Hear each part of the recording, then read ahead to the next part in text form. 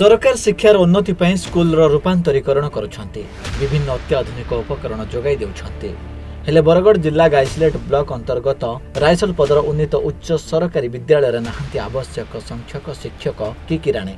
ବାରମ୍ବାର ଏହି ଖାଲି ପଦବୀ ପୂରଣ ପାଇଁ ପ୍ରତିଶ୍ରୁତି ଦେବା ପରେ ବି ସ୍ଥିତି ଯଥାପୂର୍ବଂ ତଥାପର। ତେଣୁ ବାଧ୍ୟ ହୋଇ ତାତିଛନ୍ତି ଛାତ୍ରଛାତ୍ରୀ ଓହ୍ଲାଇଛନ୍ତି ଆନ୍ଦୋଳନକୁ।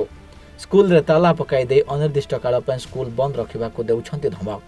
स्कूल को राज्य सरकार रूपांतरित करी ठकीदेले बोली अभियोग हेउछि। स्कूल रे शिक्षक नहांती ता संग को 20 रु 25 वर्ष हेला किराणी दिया जाउ नाही। फल रे पिलांक पाठ पढ़ा व्याहत हेउछि। शिक्षक और किराणी न दे स्कूल को पंगु कर दैछंती राज्य सरकार और शिक्षा अधिकारी बोली अभियोग करुछंती गां लोके। आम विद्या उन्नत सरकारी उच्च विद्यालय राइसलपदर स्कूल जिन क्लास एम स्कूल मास्टर दरकार सेटा नहीं हो पार्बा। छुआ मैंने पाठ पढ़ी नहीं पार्बा। पाठ नहीं पढ़ले उन्नति कर पारन से आम स्ट्राइक दे अच्छु। इहादे ब्लॉक के जैसे कलेक्टर नहीं गले जैसे बेले किए बेले हेची भी नहीं कहबा पोस्टिंग करमु बोलछन।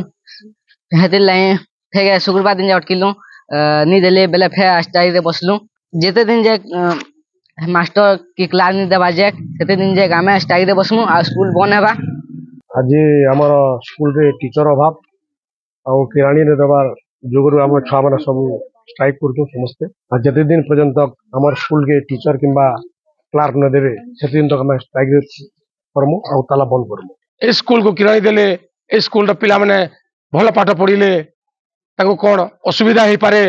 तेनु किराणी न देई जो पंगु सजाई देले स्कूल को अथर्व सजाई देले एवं हीनमान्यता करदेले। आम विद्यालय जो इज्जत नहीं गले आमको प्रहसन करदेले ताटू बोली आ दुखर कथा कि नहीं। तेणु जिते दिन पर्यंत आमको किराणी नियुक्ति न देवे से दिन पर्यंत आम तालाबंद सहित संपूर्ण भाव में आम रण अनशन करने को बाध्य हेबु।